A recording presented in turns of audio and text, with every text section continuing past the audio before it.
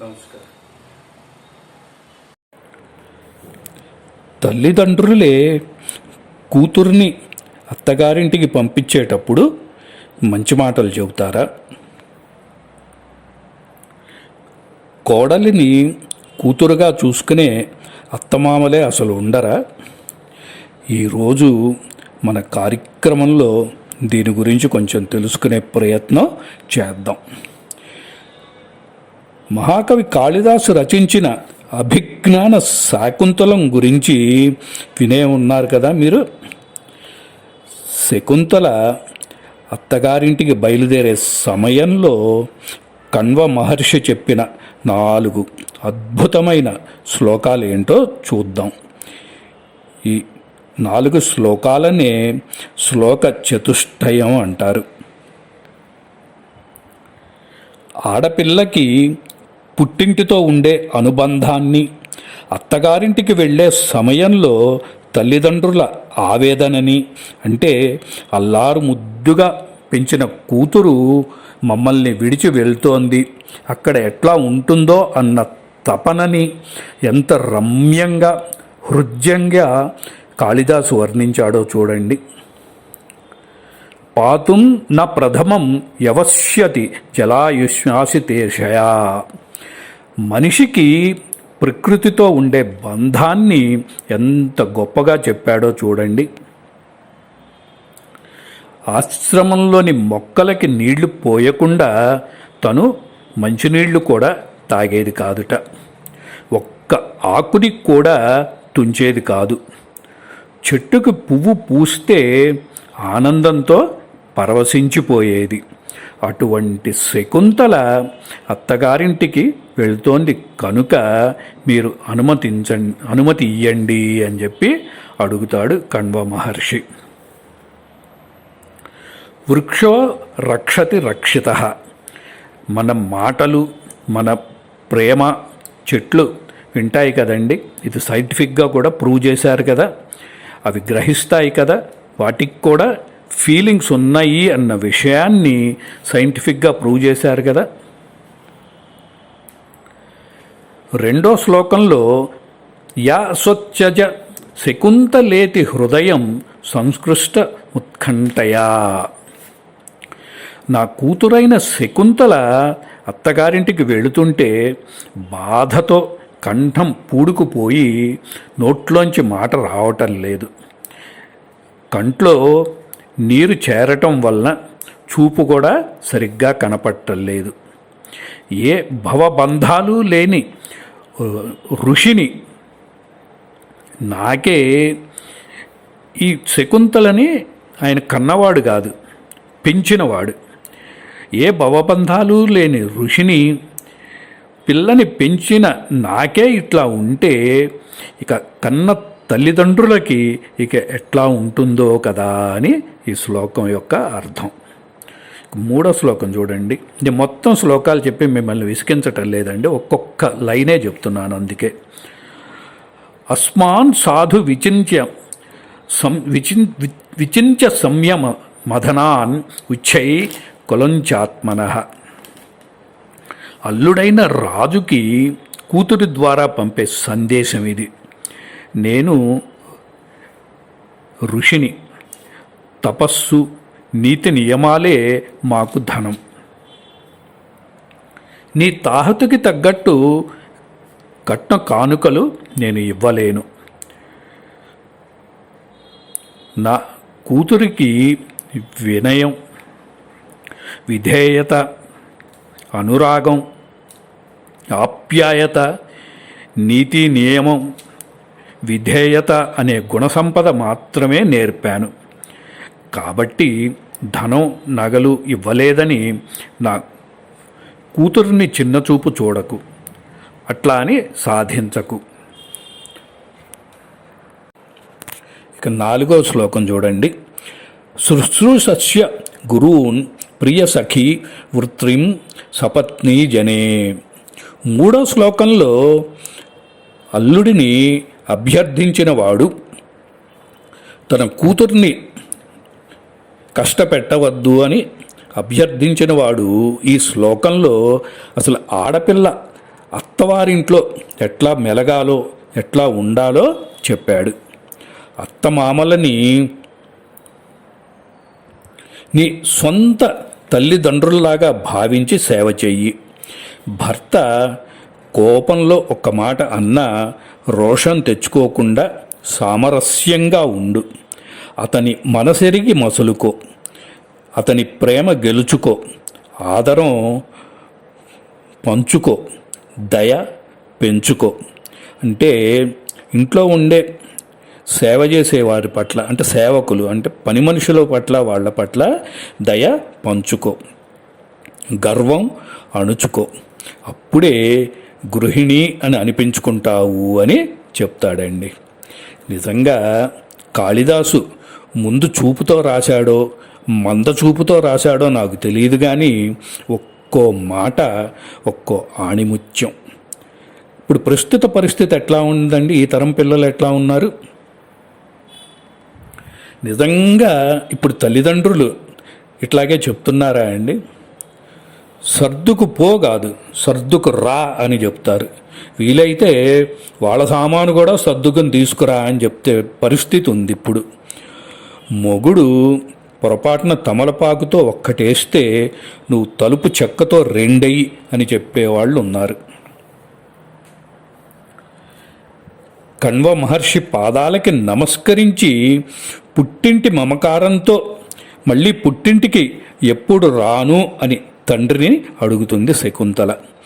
దానికి ఆయన వానప్రస్థానానికి మాత్రమే రమ్మంటాడు. అంటే పెళ్ళైన ఆడపిల్ల అస్తమానం పుట్టింటికి వెళ్ళకూడదు అని దీని అర్థం. ఏమంటే అత్తమామలు అంటే ఆడిపోసుకునేవాళ్ళ, ఆరడి పెట్టేవాళ్లే ఉంటారా? మరి మంచివాళ్ళు ఉండరా? కొంచెం అది కూడా చూద్దాం. దశరథ మహారాజు తన 4 కొడుకుల వివాహ శోభాయాత్రతో జనక మహారాజు విడిది ద్వారం చేరాడు. సాదర స్వాగతం పలికిన జనక మహారాజు పాదాలకి దశరథుడు నమస్కారం చేస్తాడు.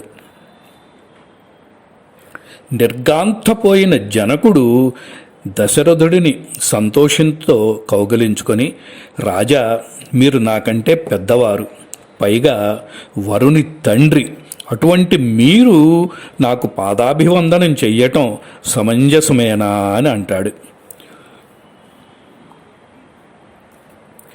అయ్యా, మీరు దాతలు, కన్యా దానం చేస్తున్నారు. దానం చేసేవాడి చెయ్యి పైన ఉంటుంది కదా, నేను యాచకుణ్ణి అని అంటాడు దశరథ మహారాజు.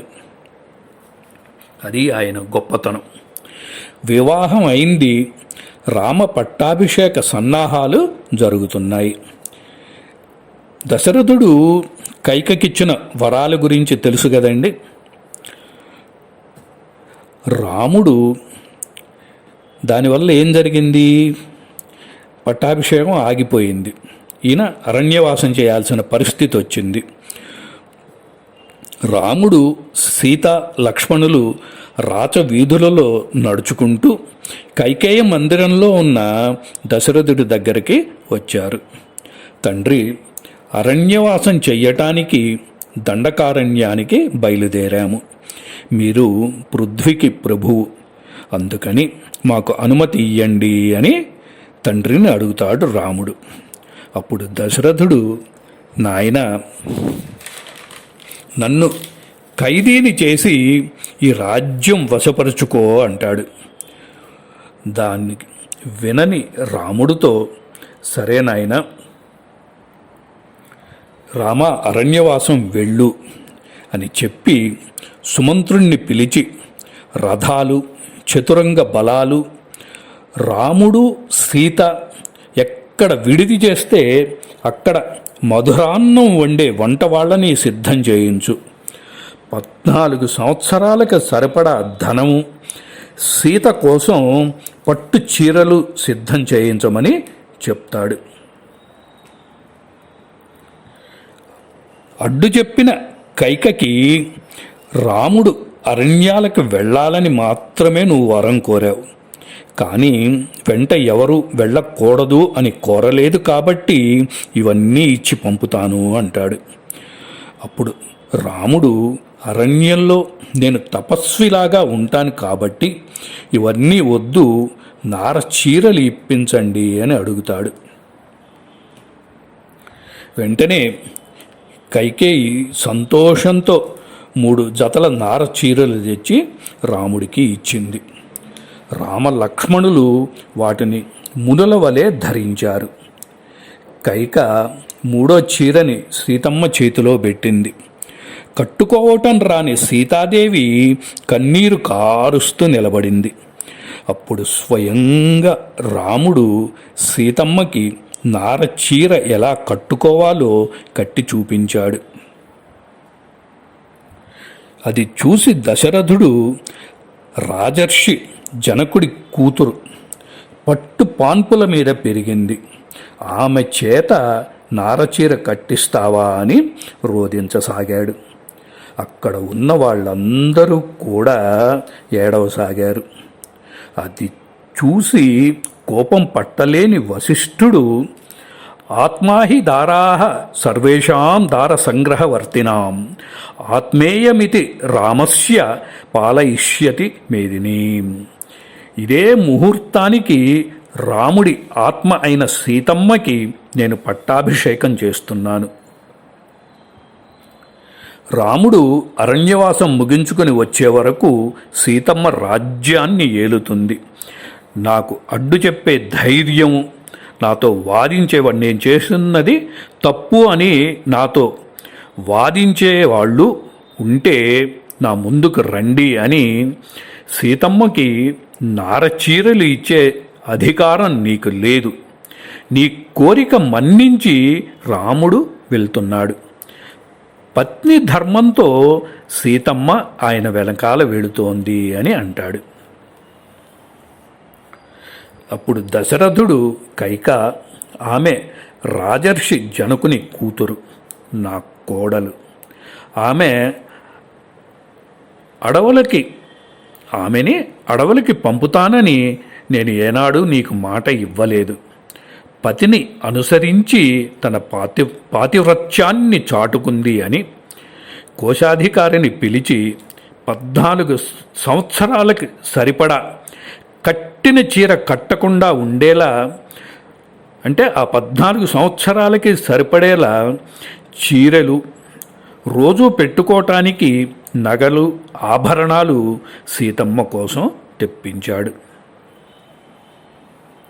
అప్పుడు వశిష్ఠ మహర్షి, రామ, సీత పట్టు చీరతో నగలు ధరించే నీ వెంట వస్తుంది, నారచీర ధరించదు అని చెప్పాడు. అప్పుడు కౌసల్య సీతని కౌగలించుకుని, నీకు తెలియంది కాదు తల్లి, కానీ అత్తగారిని కనుక ఆర్తితో చెప్తున్నాను, ఇలా జరిగిందని రాముడిని చిన్నచూపు చూడకు అని ప్రాధేయపడుతుంది. దానికి సీతమ్మ, నేను మీ అబ్బాయిని ఎప్పుడూ కష్టపెట్టను, ఒంటరితనం ఉండరాదని నేను ఆయన వెంట తోడు వెళ్తున్నాను. నా అతంత్రీ వాద్యతే వీణ, నా అచక్ర వర్తతే రథ, నా అపతి సుఖం ఏదతే యశ్వాత్ అపి శత ఆత్మజా. తీగలు లేకపోతే వీణ లేదు, చక్రం లేకపోతే రథం లేదు. 100 మంది పుత్రులు ఇచ్చే సుఖం కన్నా కూడా భార్య భర్త దగ్గర పొందే సుఖం అన్నిటికంటే మిన్నా అని అంటుంది. ఇదండి దశరథ మహారాజు కౌసల్యల ఆ అత్తమామల గొప్పతనం. నేను స్వయంగా కోడల్ని కూతురులాగా చూసుకునే వాళ్ళని ఎంతోమందిని చూశానండి. స్కూటర్ మీద రోజు ఆఫీసు బస్సు వరకు కోడల్ని దింపి తీసుకొచ్చే మామగారిని, ఇంట్లో వంట చేసి బాక్స్ కట్టి ఇచ్చే అత్తమామల్ని కూడా చూశాను. చీటికి మాటికి అలిగే ఈ తరం పిల్లలకి ఇటువంటి మంచి విషయాలు తెలియచేయాలన్నదే నా ఉద్దేశం. మరొక కొత్త అంశంతో నెక్స్ట్ వీడియోలో కలుసుకుందాము. సెలవు. స్వస్తి.